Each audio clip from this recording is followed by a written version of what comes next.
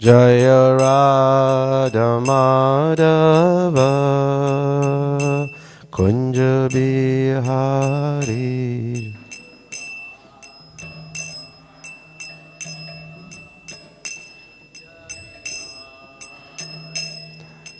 Gopijana Vallabha Girivaradhari.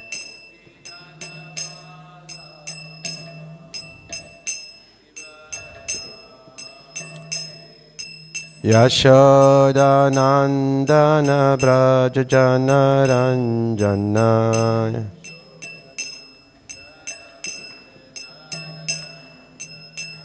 Jamuna Tira Vanachari.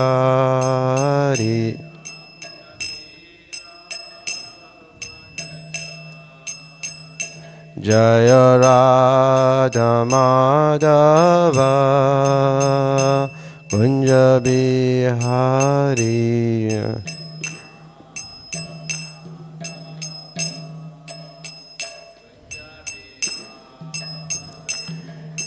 Gopijana Vallabha Girivaradhari.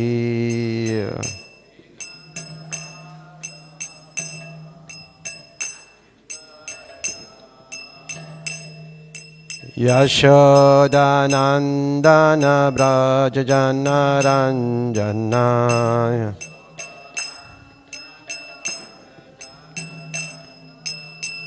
Jamuna Tira Vanachari.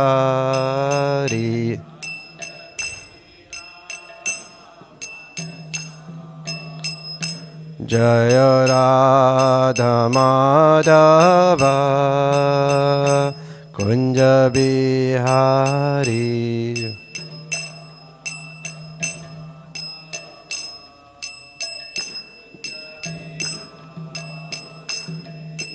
Gopijana Vallabha Girivaradhari.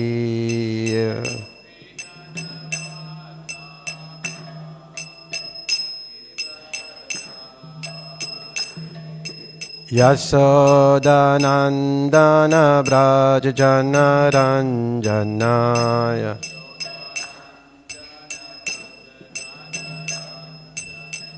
Jamuna Tira Vanachari.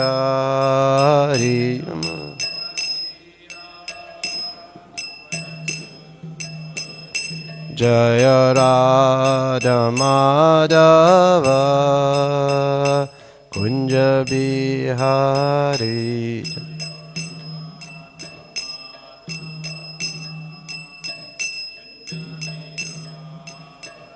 Jaya Radha Madhava Kunja Bihari.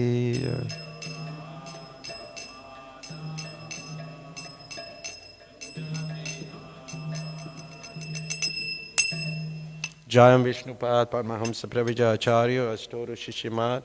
His Divine Grace A.C. Bhaktivedanta Swami Prabhupada ki. Jayam Vishnupad Paramahamsa Pravija Acharya Astoru Srimad. His Divine Grace Bhaktisiddhanta Saraswati Goswami Maharaj Prabhupada ki.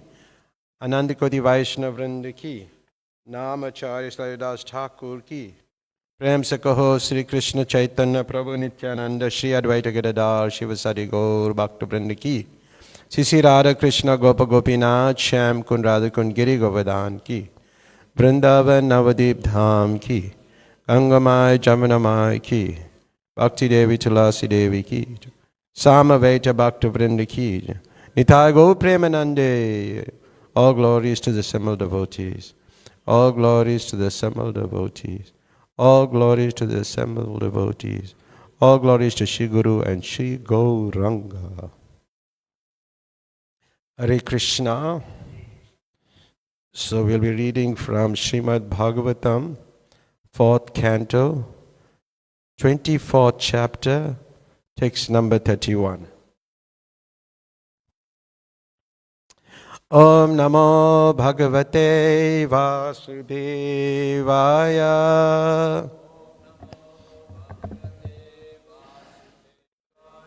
Om Namo Bhagavate Vasudevaya.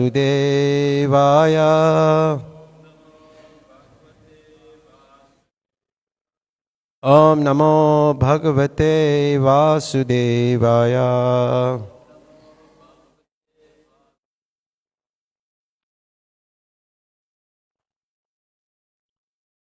We'll do the word for word first, the synonyms. Idam Viviktam Japtavyam Pavitram Mangalam Param Nishreyasakaram Cha Sruyatam Vadami Va.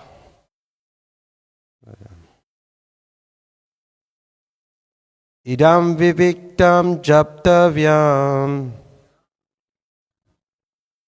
Idam Viviktam Japtavyam. Pavitram Mangalam Param. Nishreyasakaram Chapi. Nishreyasakaram Chapi. Sruyatam tad vadami va. Idam viviktam japtavyam. Pavitram mangalam param. Nishreyasakaram chapi. Sruyatam tad vadami va.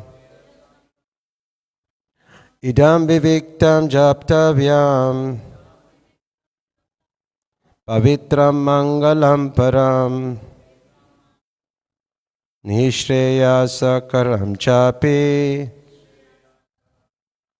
Sruyatam tad vadami va. Idam viviktam japtavyam. Pavitram mangalam param. Nishreyasakaram chapi. Sruyatam tad vadami va.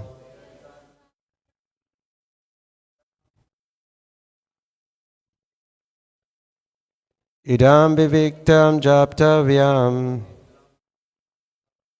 Pavitram mangalam param. Nishreyasakaram chapi. Sruyatam tad vadami va. Idam viviktam japtavyam. Pavitram mangalam param. Nishreyasakaram chapi. Sruyatam tad vadami va. Right, Tulsi? We'll do the word for word.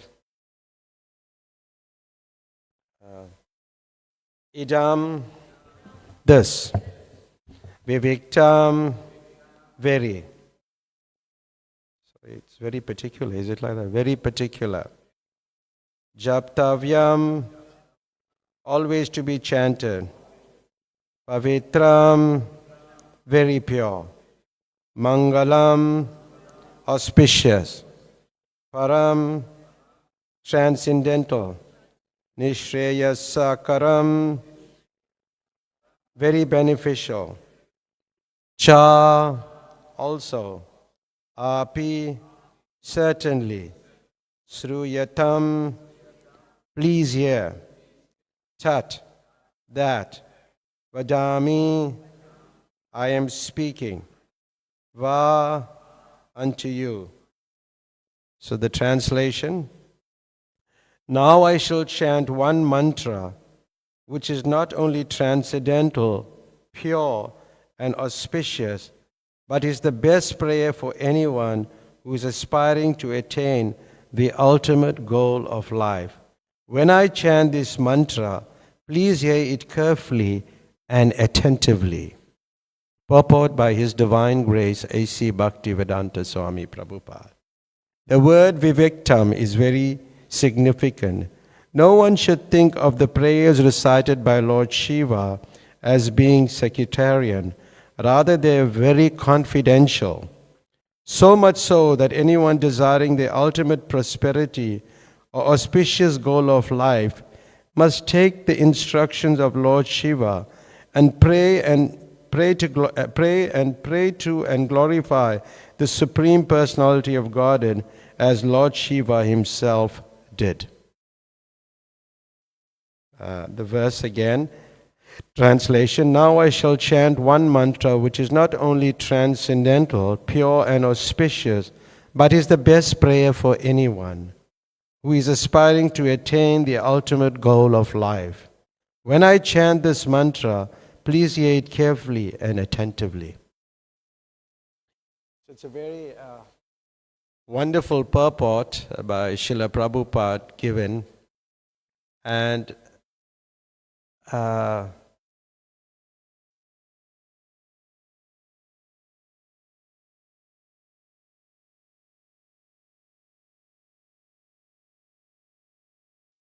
it's such a wonderful purport that when you break this purport down into it's just like a few lines, but there's many important points to note.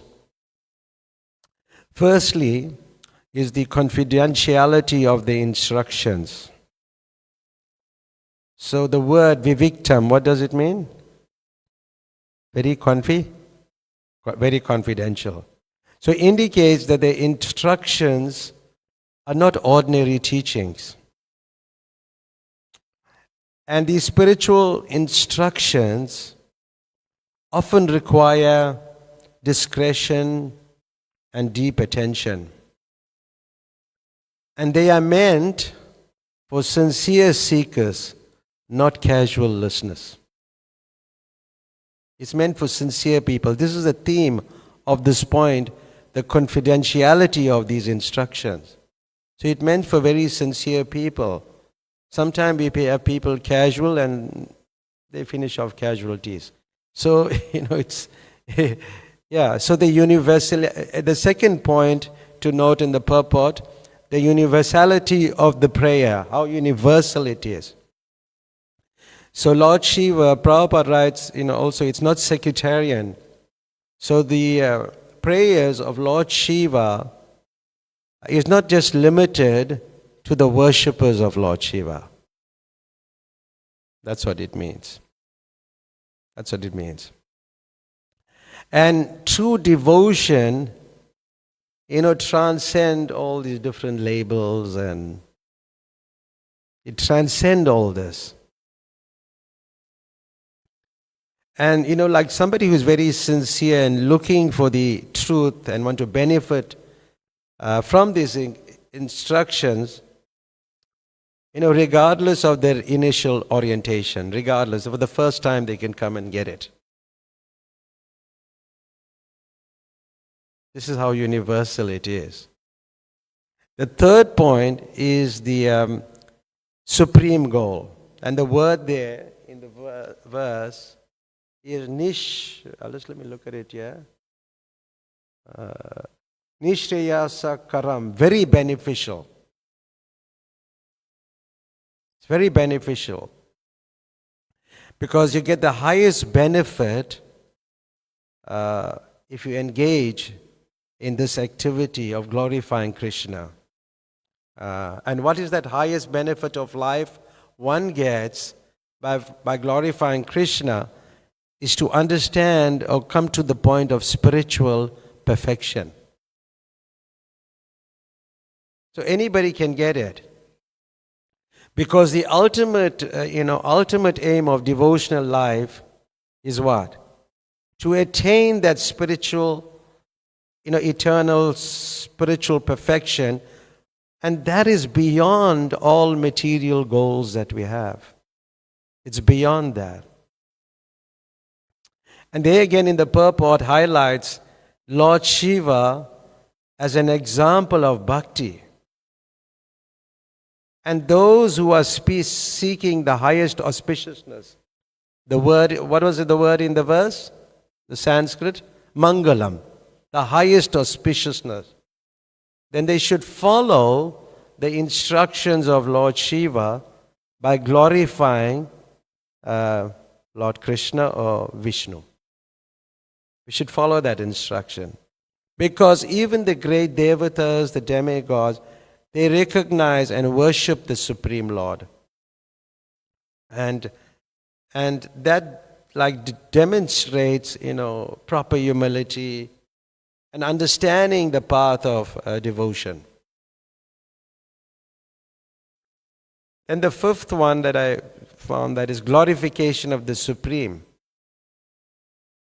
And we said that yes, the key point is that the highest form of devotion is praying to the Supreme. And what is the essence of bhakti? The essence is that we recognize the Supreme and we offer sincere prayers to the Supreme. And this is irrespective of one's own position or power. We can all glorify God at any time. So these are 5 points that I noted.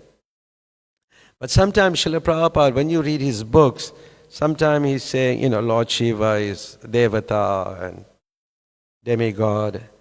And then others time he's saying that, that he's the, the highest devotee. You find that from time to time. Vaishnavam yata sambhu. So I was looking last night and there was a conversation between Prabhupada and a woman. And Prabhupada said, the woman is saying, how can Lord Shiva get intoxicated and be so pure? So Prabhupada said, what is that? He probably didn't hear it. And the devotee started explaining, how can Lord Shiva get intoxicated and still be pure? And Prabhupada responded very, straightforward. He said, we are not concerned with Lord Shiva. We are concerned with Krishna. Like sometimes we often have, when you're preaching and somebody gets in a discussion on another faith. Like me personally, I tell the people that I'm not an authority on that, what you are talking about. But if you want to know about Krishna, I can tell you. So you don't have any arguments. Because you already admitted that you don't know about it, So if you want to know about Krishna, we can speak about Krishna. So then the devotee said, I was talking about book distribution, and sometimes we force people to buy books. It's not a good thing. We should always leave a good impression whenever we're dealing with people, because they'll have that lasting impression. So Prabhupada says yes, and he said like the Vedic way, or the in India they do it like they touch your legs, and then they like according to Prabodhananda Saraswati, you're meant to take a straw in the mouth, and that denotes your humility, how humble you are. So like taking a straw within the mouth, then you fall down. You see Indian people, they like to touch people's feet. Even up till now, they'll touch your feet.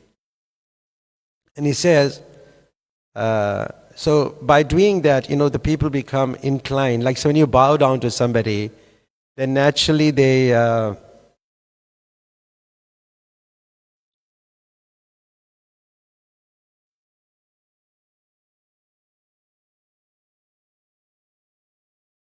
Okay, no problem. So naturally they become inclined. All right, you say what you want, So because the devotee says he's distributing these books, you say, well, I'm distributing these books, and then the man would say, say what you want. And flattery has no limits, especially with I won't say it, but yes, flattery has no limits. And he says, you're a very nice man, you're a very great man, but you kindly forget everything you learned. You know? And whatever nonsense you have learned, you forget. And then the man responding, or the person who's the devotee is speaking, will say, then what I have to do? And this is the answer that's given in the, this is the answer. Just take shelter of Sri Chaitanya Mahaprabhu, your life will be successful. So you should flatter the person with folded hands and just tell him, forget all that nonsense, and then take this literature and read it and become very spiritual. So this is the method. So that is our submission. But interesting that Giriraj Swami was probably the first person to go to South India. And on his journey to South India and landing there, he met many intellectuals. Because the South Indians are very Paka in education. They're very good when you interact with them. So, but they were they were aligned to impersonalism. They had this tendency of impersonalism. And they always, when you meet people who are impersonal, and the devotee is saying Krishna is supreme, and in South, many people worship Lord Shiva, and they say Shiva is supreme. And there are many, many Shaivites in Madras when you go. But they have this idea that we, impersonals have this ideas. Sisi Raghunath ki jai. So they have this idea that, we are like sentimentalists. Devotees are very sentimental. They just jump, dance, and make a whole lot of noise. That's what people think. And so, it was quite sensitive to speak to them. And then lots of people in the area were attracted to a particular person who was promoting it, Mr. Ramakrishna. So they suggested Giriraj Swami meet Ramakrishna. And often people would tell that he's pious, he's religious. So then he went and met Mr. Ramakrishna, and they would discuss, but they will always come to verbal blows. They'll be arguing, who's supreme, Shiva or Krishna? And it was very volatile, and then, they would raise, he would get angry, and it happened like this. And then the meeting was always ended up abruptly. But still he continued preaching, and and people keep telling him, meet so-and-so, Mr. Ramakrishna. He's a very pious man, he's a very religious man. And then, and Maharaj will go and meet this person, and they will discuss, and again, they'll come to the same thing. And he tried, many times. Then finally, he said he'll try to restrain himself, not say anything. But when the conversation starts, again, then who is supreme? He tried to evade that point of who's supreme, whether Shiva or Krishna. He tried to evade it, but still it will come to that point. So neither wanted to accept, defeat. So then Maharaj got the inspiration. He said, Srila Prabhupada is coming, my spiritual master, A.C. Bhaktivedanta Swami is coming. So instead of us arguing like this, why don't we invite him to discuss with you directly? So so he liked the idea. then he'll have that opportunity to meet a pure devotee of Krishna. So then Mr. Ramakrishna eventually met Srila Prabhupada, and he told Srila Prabhupada, I met one of your disciples, and he was arguing that, Krishna is supreme and not Shiva. So who is supreme? So Prabhupada took a different approach. And this is quite interesting. He said, there are two words, Sanskrit words, puja and bhakti. In puja, one worships the deity to get some material benefit. And in bhakti, one worships only to give pleasure to the deity. Quite an interesting answer he gave, without expecting any personal, anything in return for his own enjoyment. And then Prabhupada continued, he said, generally, the worshippers of Shiva engage in puja. What that means? That they want some benefit, some material benefit. But the devotees of Krishna worship Krishna for the sake of giving pleasure to him. So there's a difference. So then the question may be asked, is it not possible to worship Shiva in the mood of bhakti? That's Ramakrishna asked. Is it not possible? Prabhupada said it's possible, but it would be exceptional. It's possible, but it would be exceptional. For example, if somebody is going to the liquor shop, what is he going to there for? To buy liquor. Isn't it? Now one could go there for another purpose, but that would be an exception. Like once I went with my dhoti and I went into that pub there, liquor bar, there's a bar down here. Just like, bottle store. And then I went there and the fellows were shocked. And then I was going to, because at that time we wanted some water, special water that was available only in that place. So that's an exception. That's an exception. But the people are thinking, hey, what this fellow is going into the pub for? So generally people go to buy liquor. So he didn't get into the controversy of who's supreme, but he explained the difference between puja and bhakti, different moods of worship. And Mr. Ramakrishna was satisfied with that answer.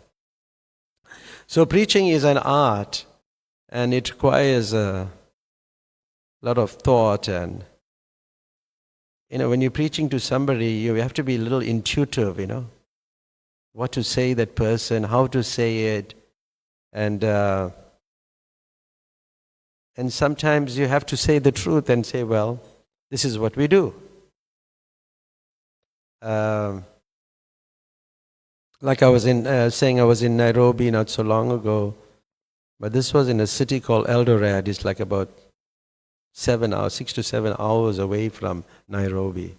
It's another city. And there are many people who worship Lord Shiva. And one lady, her name was Kavita Patel. Very nice lady, absolutely nice lady. And she asked me, if there's some compromise in the process, whether she can worship Shiva and she can worship Krishna. I said, yes, that'll be good, but first you worship Krishna. So you understand that He is supreme, and then you worship Lord Shiva as a subordinate. I said, that's a good idea. And then I told her, everything you do, you must do first. You offer everything to Krishna, and then you give it to Lord Shiva. You offer it to Him. Small portions. And He accepts. So He's getting prasadam. Get it? So they do abhishek to us. So you just offer the water, and they take the water and you do the abhishek. So it's like you can do both. So sometimes, we meet lots of people, who are followers of Lord Shiva, and then they would quote, Vaishnavyata Sambhu. That Lord Shiva is the highest. But no. Higher than Lord Shiva are the Srimati Radharani. It's a different category. That type of worship is in a completely different category. It's the highest worship. And even there's a song which Lord Shiva glorifies Srimati Radharani. There's a song. It's quite a long song. Glorifying Lord Srimati Radharani, which people may not be aware of. But then I sent that song to that lady. I said, every night you must listen to this. Is sung by Lord Shiva. So in that way she will get closer to Krishna. And she's listening every day. She's trying to memorize it. So we have to preach according to time, place, and circumstance.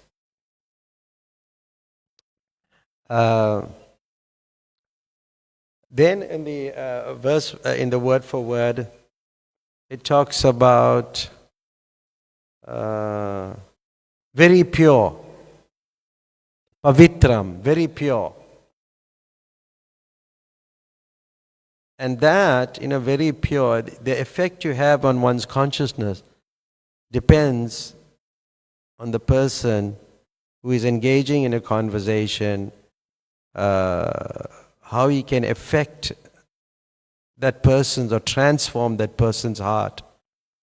See, philosophy,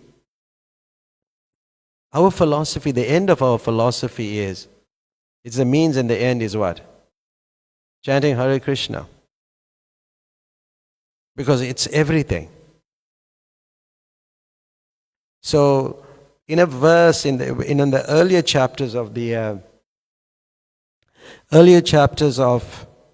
Srimad Bhagavatam, and the 4th canto, and in chapter 4, text 14, where Sati, I'll just paraphrase it, where Sati is telling her husband that, you've been committing offenses to Lord Shiva. And what does Shiva mean? What does Shiva mean? Auspicious, and purifies one from all sinful activities.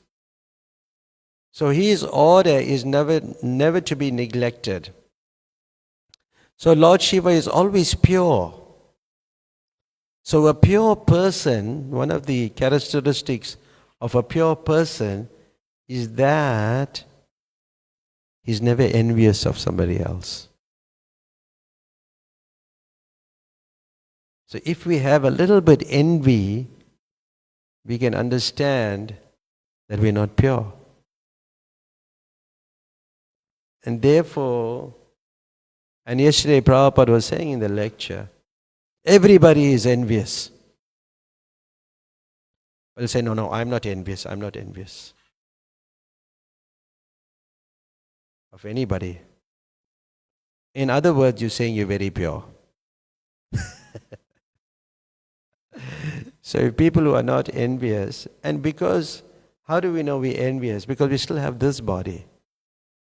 If you're not envious, you'll be in the spiritual world. You won't be here. You'll have reached that destination.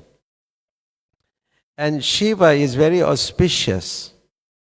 Is very auspicious for persons who identify with the body with the soul. See, this is the real problem, how all this envy and everything comes up, is that understanding of the body and the soul is not there. Even when you take to spiritual practices, you'd find devotees don't want to hear this point. It's like not a important point. We know that, man. We know that. Isn't it? When we start talking about these things, we know all these things. About the body and the soul. Even my daughter will say, oh, I know what you spoke about. Whenever I say I give a talk, I know what you spoke about. Because she was just very young. I should put her on my lap and I should give the talk, to the to the devotees in programs. So, yeah. So when one gradually understand Lord Shiva, that they get his mercy. Like Shiva means Mangalam or auspicious. Then within the body, the soul is auspicious. Within this body, the soul is auspicious. And one comes to the understanding that I am spirit. So as long as one does not realize his identity as the soul, what does it mean? Whatever he does is inauspicious. Because Shiva means auspicious. And the devotees of Lord Shiva, they gradually come to that platform of spiritual identification. It's a very gradual. Very gradual. But auspicious life begins from the point of spiritual identification. We must understand we're not this body, we are the soul within the body, but still there are more duties. One has to understand his relationship with the Supreme Soul. You have to come to that point. So if one is a devotee of Lord Shiva, he comes gradually to that platform of spiritual realization. But if he's not intelligent enough, what happens to him? He stopped at that point, only realizing that he's a spirit soul. So you need to go further than that. And then you see how Lord Shiva is absorbed in the thoughts of Vasudeva or Shankarshan. He's very absorbed. And there is another verse in the 4th canto of the Bhagavatam. I memorized it, but I forgot it now. Sadvam Visudam Vasudeva Sadvitam. About how Lord Shiva is always absorbed in the meditation of the lotus feet of Vasudeva, Shri Krishna. So the more we absorb ourselves in the worship of Krishna, then we will make a lot of spiritual advancement. Like chanting Hare Krishna, I've been chanting this weekend like anything. I lost my voice. Just chanting Hare Krishna. Maritzburg, La Messi, temple, everywhere we were just chanting Hare Krishna. So you chant, it's so beautiful. And Lord Shiva even says in the Shiv Puran that the highest worship is of Lord Vishnu. And also Lord Shiva has his own sampradaya. He has his sampradaya that one can follow. But you'll come ultimately to the conclusion of Lord Vishnu, worship of Lord Vishnu. But the Vaishnavas take you a little further to the worship of Radha and Krishna. That's a little different.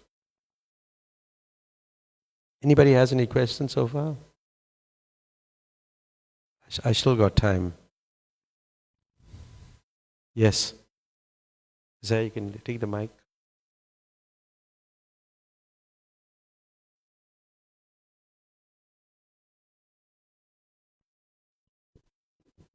Hare Krishna. The verse is talking about one mantra. What is that one mantra? Oh, the one mantra.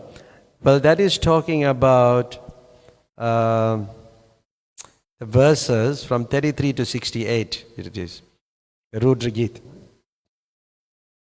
The one mantra for us will be the Hare Krishna mantra for the Vaishnavas. And Lord Shiva is also, the followers of Lord Shiva, if they follow that Rudra Gita, then they will come to also to the highest mantra at some point. So I think it's from, let me just check it out, it's from 33 to 68, I think. Those verses, which is coming to. Yeah, I made a note of it, I think. And Rudra Gate. Huh? We don't have to spoil it. The Rudra Gate from 33 to 68. But, it's like heartfelt prayers to Lord Vishnu. Lord Shiva, Shiva is glorifying Lord Vishnu. From 33 to 68, he talks about Lord Krishna, in true humility and devotion. But for this age, in the Kali Yuga, it's the Hare Krishna mantra. Yes. Do you have the scriptural evidence that the Maha Mantra is the best mantra for our time? Yeah, Lord Chaitanya, there's no other way, there's no other way, there's only the one mantra. There's so many scriptural evidences, and we can later on, I don't want to go through the whole thing now, but if you come later on, I can show you all the scriptural injunctions of the chanting of the Hare Krishna mantra. And the Hare Krishna mantra is so powerful that one can become ecstatic. Ecstatic when one chants the name. One can feel those ecstatic symptoms where tears are rolling down the eyes, hairs are standing on end. You can have that feeling. Like even Bhakti Chaitanya Maharaj, when on Sunday or Saturday, he was chanting. When I was leading the kirtan and I gave the microphone, we gave him the microphone towards the end, and he took it and he was calling out Prabhupada's name because we were ending off with Prabhupada, and you could see that how much he got absorbed in it. He got very absorbed in chanting Prabhupada's name. He was glorifying a pure devotee. So yes, you can experience this mantra, and it's there in the scriptural injunctions that you must chant the Hare Krishna mantra. And as devotees, we must try as far as possible to always chant the Hare Krishna mantra. Always, try to chant as much as possible. Wherever you're doing some program, you chant. And people will experience it on different levels. And sometimes a person who is new in the audience can come to the level of bhava for that moment. How that sounds? That's a very high stage. Because he may have this understanding, this devotee is saying that the name of God and God is not different. And that person, even if he's not a devotee, he suddenly gets this understanding. He'll be on the level of bhava. But when it's over, it's over. There's no continuation. You get it? For that moment he experienced it. Is it okay? And that experience you have, when you're chanting, when you lose yourself in the holy name, it's the best. Yes, carry on. I don't want to sound controversial, but if that is the case, how is it that in practice it seems like the Hare Krishnas don't chant the Maha Mantra enough? We do so in the morning for about 2-3 hours. Then, you see why we don't chant enough is because there's a couple of reasons why you don't chant enough. Yeah. Lack of taste is one. We don't have taste for the holy name. See, for the devotee, sometimes the 17th round is the sweetest. You know why? He doesn't have to chant it. Because he have to chant 16 rounds. So the 17th round is very sweet, but the other one is just waiting when he's going to pull the beads down. So it may be a lack of taste. The other thing is that you can be very offensive also to the holy name. Especially the second one. What's the second one? Madhurya? Every day she's telling it. In her sleep she's also saying it. To consider the names of? To be equal to Lord Shiva and Lord Brahma. To be equal or to be independent of the name of Lord Vishnu. See, and that's the offense people commit. So when you commit these offenses, then you can't chant all the time. The third thing is, it's very difficult to chant all the time. It's very difficult. That's why our program has been scheduled. We do everything in the morning that's very auspicious. We get up for Mangalarti, we worship the deity, we're in a holy place, we do japa, we're chanting our rounds. So if you're a Mahabhagavat, you like Haridas Thakur, and you can chant 192 rounds, then carry on. You get it? Because it's so difficult, the acharyas have broken it down like this. So that we do variety, but still remembering Krishna. Who are we doing the deity worship? To Krishna. We're remembering Krishna. We're chanting, we're remembering Krishna. We're in this temple, we're remembering Krishna. Everywhere you see is Krishna. So the whole idea is to remember Krishna. And therefore the acharyas have broke it down into different segments that we do different activities. Because for somebody who is very pure, he can chant whole day. He'll just sit and he can chant all the time. But then we don't like you to imitate Haridas Thakur because we've got a lot of things to do. We have to put the microphone there, bullet run here, scroll the screen, do so many different things. It takes time. Isn't it? All these things we have to do. But we're doing it for the pleasure of Krishna. So there's a difference. So you can't, like one time Bhaktisiddhanta, like one person in Bhaktisiddhanta Saraswati Thakur's time, he was chanting for a long time. The devotees started complaining, "Oh, Guru Maharaj, this person is not doing any practical service, he's chanting all day." And Bhaktisiddhanta, to what I remember, I read it a long, long time ago. But he said, we can put an advert in the paper. We want people to come and chant whole day. Just come here, we'll give you a free meal, everything, and you chant whole day. Think people can do that? Nothing else you must do. You only chant like that, we'll give meal, you eat, after you chant, and carry on. So that's difficult.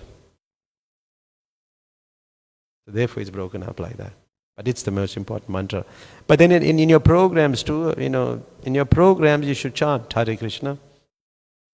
Like we went on Friday night to Lamesi. We were just chanting Hare Krishna. I taught them how to focus on the mantra. We gave them the cards and I told them, even if you know the mantra, you're looking at the names and you're chanting. And we did it. Isaiah was there. And they all sat around. And then slowly they're chanting. Then we got into some ecstatic chanting and dancing. And the first,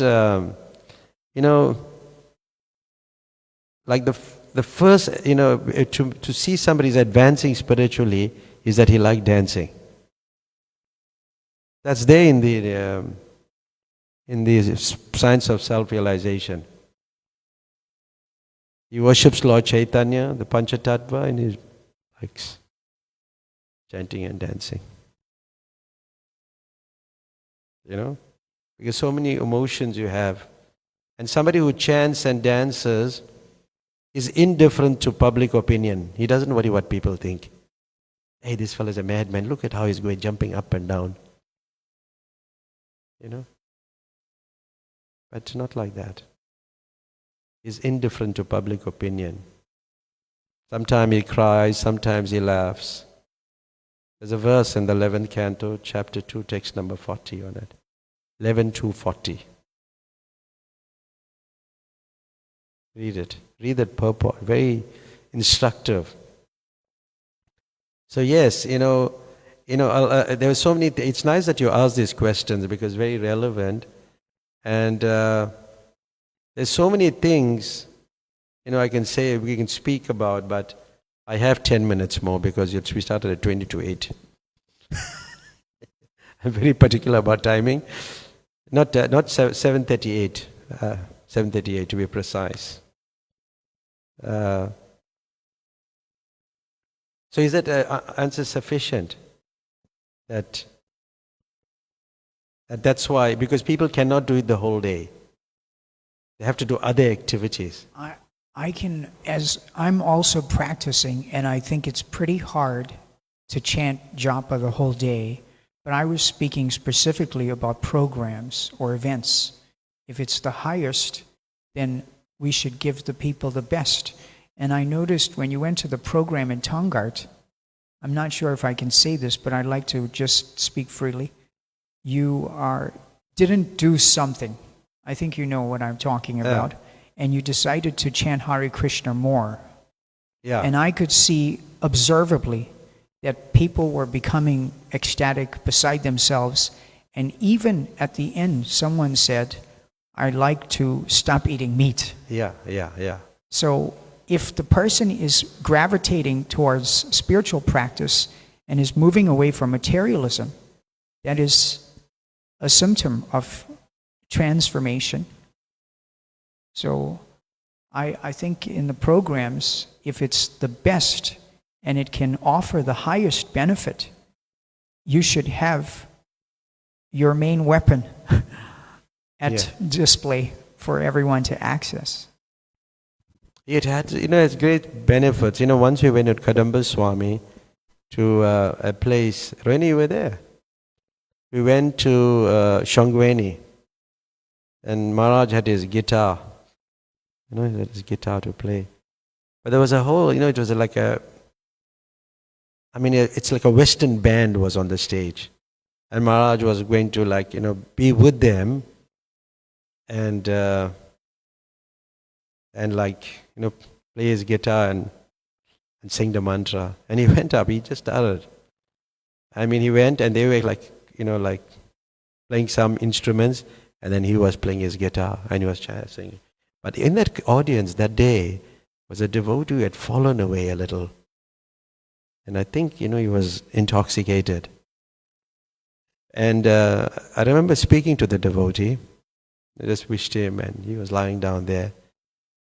But to my surprise, I don't know if that had an effect on him. I'm not sure. But after that, he came back to the process. And now he's somewhere in the United States. Yeah. I don't want to mention his name and things like that, but that's what so it has great effects. The holy name, the chanting of the holy name. So try to chant as much as possible. You want to ask anything else? Anybody else would like to know anything? I got 6 minutes. I want to use my 6 minutes. It's like I was also looking at another verse from the third canto of the Srimad Bhagavatam last night. Because Rukmini told me very late last night. Yeah. So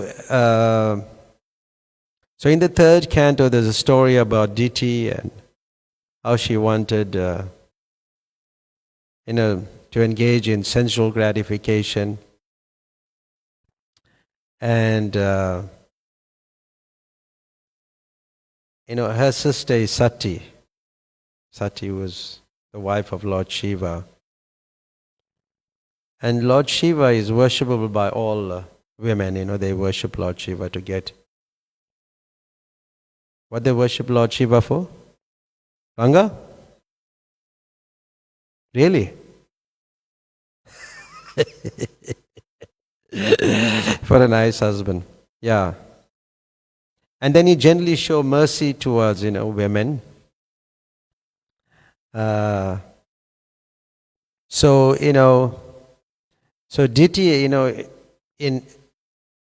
engage in sensual pleasure at the wrong time. And, when you do that, then you get children who are terrible. Because, Lord Shiva injects the ghosts, the hobgoblins into that womb.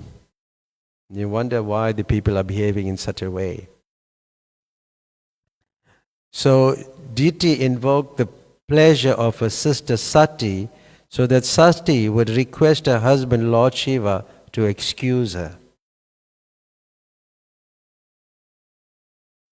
And so this is, and Prabhupada writes in his purport, I'll just like to read his purport. Even uncivilized hunters show mercy to women. So Lord Shiva, being compassionate by nature, would surely do so. Since Lord Shiva is himself associated with women, he knows very well their defective nature. I don't know, what's the defective nature of women? MK? So many.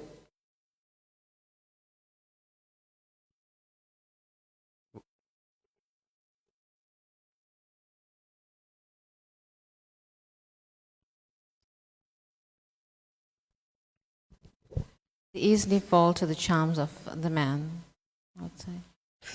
Correct. I didn't want to say it, I didn't want to be in trouble, but you said it. So, yes. So Prabhupada says in the purport, therefore he might not take it very seriously, Ditti's unavoidable offense, which occurred due to her natural weakness. Every virgin girl is considered to be a devotee of Lord Shiva. And Ditti remembered her childhood worship of Lord Shiva and begged for his mercy. So, there is something like forgiveness and mercy, and sometimes the people are generally out of weakness may do something. So it's not cheating, but it's weakness. There's a difference between weakness and cheating, beside the spelling. And there's quite a difference. So weakness, somebody has weakness and he may admit his weakness. But when one cheats, he doesn't admit it. So weakness, and you can see in this example, Ditti is depending on her sister for, because they connected, there'll be some sort of leniency and in some punishment for her. That's in the earlier canto of the Srimad Bhagavatam, the 3rd canto. There's so much we can talk, but I think I just got one more thing to say, because I've got 1 minute. Like we sing the Gaura Arti every evening, and that song is by Bhaktivinoda Thakur. And Bhaktivinoda Thakur, in the last line, Shiva Sukha Narada Prema Gada Gada Bhakti Vinodeke Gora Ara Sampada. So the translation is, Lord Shiva, Sukadev Goswami and Narada Muni are all there, and their voices are choked with the ecstasy of transcendental love. That's the meaning of the first line. Lord Shiva is there, Sukadev Goswami is there, Narada Muni is there, and their voices are choked with the ecstasy by glorifying Lord Chaitanya. So if you want that ecstasy, then you glorify Lord Chaitanya by chanting the Hare Krishna mantra. And when you chant the Hare Krishna mantra, you'll get everything. You'll get everything. You'll get material opulence if you want. But I know you don't want that.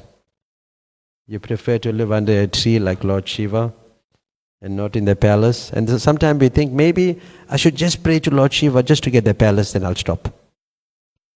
But it doesn't work like that. No. So yes, but your voice is choked in ecstasy. What does it mean? That's like on a very high platform of love. So therefore the Hare Krishna mantra must be chanted. At all times, it must be chanted. Like I tell people, we have this, sound therapy. But it's in a different language, It's in the Sanskrit language, but if you try it, it really does well. That's how I put it. So we'll stop here. Thank you very much. Hare Krishna. Srila Prabhupada ki